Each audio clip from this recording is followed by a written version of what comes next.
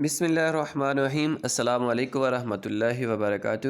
عزیز طلبہ، امید کرتا ہوں آپ سب خیر و عافیت سے ہوں گے، اور یہ جو موجودہ وبا ہے اس سے بھرپور طریقے سے لڑ رہے ہوں گے، اس کو شکست دینے کے لیے تیار ہوں گے۔ تو آج ہم اپنے اگلے سبق کی طرف بڑھتے ہیں۔ سبق ہم نے شروع کیا تھا لوح اور قالین، تو اس کی جو پڑھائی ہے وہ مکمل کرتے ہیں۔ تو آئیے کتاب کھولتے ہیں۔ اس کتاب کا صفحہ نمبر 63 ہے، اور صفحہ نمبر 63 کا پہلا پیراگراف ہے۔ تو پہلا پیراگراف شروع کرتے ہیں۔ تجمل: میں نہیں سمجھ سکتا اس ذکر سے تمہارا مقصد کیا ہے اختر، مگر تھوڑے عرصے بعد ہی ایک بھیانک خیال اپنا منحوس سایہ میرے ذہن میں ڈالنے لگا۔ مجھے محسوس ہونے لگا کہ میں نے آپ کی ذات کے بارے میں جو کچھ سوچا ہے وہ محض میری اپنی خوش فہمی ہے، حقیقت کچھ اور ہے۔ تجمل: کیا مطلب؟ اختر: مجھ پر یہ حقیقت واضح ہو گئی کہ آپ کی سرپرستی تو محض ایک اشتہار ہے۔ آپ کی مصور نواز شخصیت کا اس سرپرستی میں آپ کا ایک خاص مقصد چھپا ہوا ہے۔ تجمل: کیا کہہ رہے ہو تم؟ اختر: آپ مجھے نواز رہے تھے مگر ایک خاص مقصد کی خاطر، اور وہ مقصد یہ تھا کہ آپ سوسائٹی کو بتانا چاہتے تھے، دیکھو میں کتنا اچھا ہوں، میں نے ایک غریب اور مفلس مصور کو اپنے ہاں پناہ دی ہے۔ اب یہ جو کچھ بنا رہا ہے محض میری سرپرستی کا نتیجہ ہے۔ میں نے اس کی صلاحیتوں کو زندہ رکھا ہے، ورنہ یہ کب کی ختم ہو چکی ہوتی۔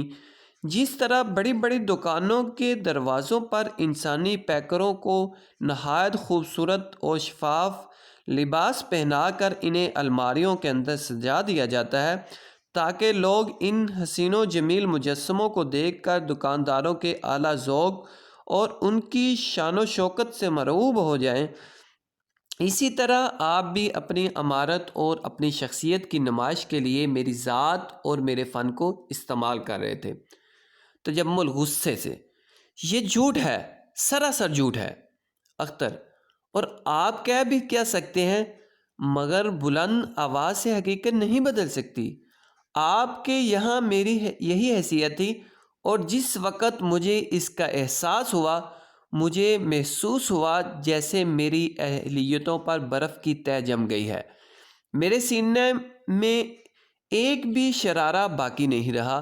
یہ احساس میرے لیے سہانے روح ثابت ہو رہا تھا کہ اپنے جگر کا خون دے دے کر میں نے فن کی جس شمع کو اب تک روشن رکھا ہے، اس کا مقصد آپ کی شاندار کوٹھی اور آپ کی شخصیت کو جگمگانے کے علاوہ اور کچھ بھی نہیں۔ ایک فنکار یہ کبھی برداشت نہیں کر سکتا کہ اس کا فن اپنا اصلی جوہر کھو کر کسی کے لیے محض ایک ذریعہ شہرت بن کر رہ جائے۔ انہی دنوں مجھے ایک ہم پیشہ دوست مل گیا جو بدستور غربت کی چکی میں پس رہا تھا۔ میں نے اسے اپنی ذہنی کیفیت بتائی اور التجا کی کہ وہ مجھے اپنے ہاں رہنے کی جگہ دے دے۔ یہ سن کر اس نے کہا، دیکھو اگر تم آج کل تصویریں نہیں بنا سکتے تو کوئی حرج کی بات نہیں، تمہارے لیے میں تصویریں بناتا رہوں گا۔ تم مجھے اتنے پیسے دے دیا کرو کہ میں اور میرا خاندان عزت و آبرو کے ساتھ زندہ رہ سکیں۔ یہ تجویز میرے لیے ناقابل برداشت تھی، مگر اس کا اصرار کم نہیں ہوتا تھا۔ اس طرح وہ کھیل شروع ہو گیا جو دنیا کا سب سے گندا اور ذلیل کھیل ہے۔ مجھے یہاں روپے حاصل کرنے میں کوئی دقت پیش نہیں آتی تھی۔ یہ روپے میں اسے دے دیتا تھا اور وہ مجھے اپنی تصویریں۔ تجمل: ان تصویروں کو تم؟ اختر: اپنی تخلیق بنا کر پیش کر دیتا تھا۔ تجمل اس انداز سے اختر کو دیکھتا ہے جیسے ان الفاظ سے اسے دھچکا سا لگا ہو۔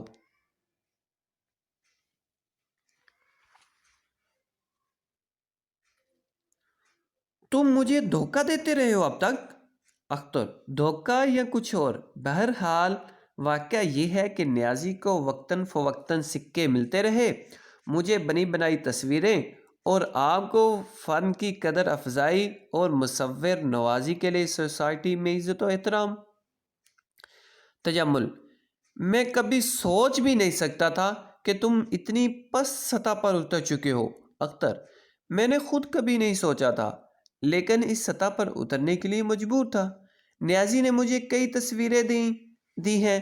یہ تصویریں آج آپ جیسے معزز لوگوں کے ڈرائنگ روموں کی زینت ہیں۔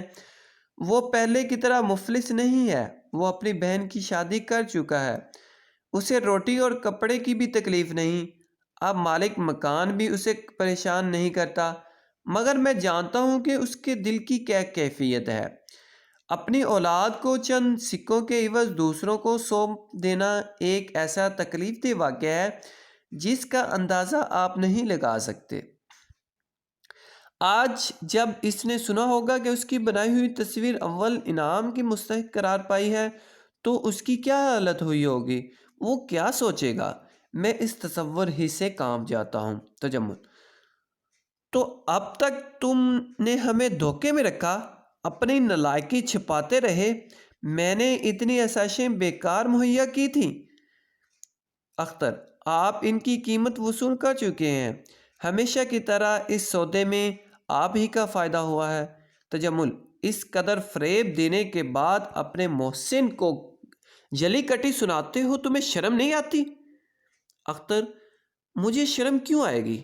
شرم تو آپ لوگوں کو آنی چاہیے جو بلندیوں پر پہنچنے کے لیے ہزاروں انسانوں کو اپنی سیڑھی بنا لیتے ہیں، جو ایک فنکار کی سرپرستی بھی کرتے ہیں تو اپنے مطلب کے لیے۔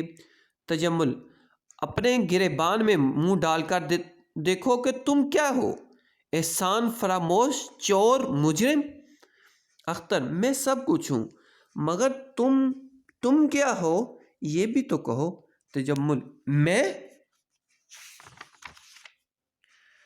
اختر: ہاں تم بتاؤ، خاموش کیوں ہو؟ بتاتے کیوں نہیں؟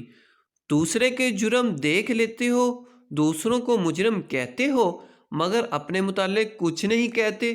بتاؤ کون ہو تم؟ رؤف آتا ہے، دونوں خاموش ہو جاتے ہیں۔ وہ خبر بالکل درست ہے جناب، پہلا انعام اختر صاحب ہی کو ملا ہے۔ یہ رہا اخبار۔ بغل سے اخبار نکالتا ہے۔ آپ دونوں کو اس حالت میں دیکھ کر حیران ہو جاتا ہے۔ تجمل: تم جاؤ اس وقت۔ رؤف: بہتر جناب۔ رؤف دروازے کی طرف جانے لگتا ہے اور پھر ٹھہر جاتا ہے۔ او یاد آ گیا مسٹر اختر، آپ کا کوئی واقف کار راستے میں ملا تھا، اس نے ایک پیغام دیا ہے آپ کے نام۔ آپ کا کوئی مصور دوست تھا، نیازی۔ اختر: ہاں کیا ہوا اسے، جلدی بتاؤ۔ رؤف: افسوس، آج صبح اس نے خودکشی کر لی۔ اختر: خودکشی؟ رؤف: جی ہاں، ہسپتال جانے سے پہلے مر چکا ہے۔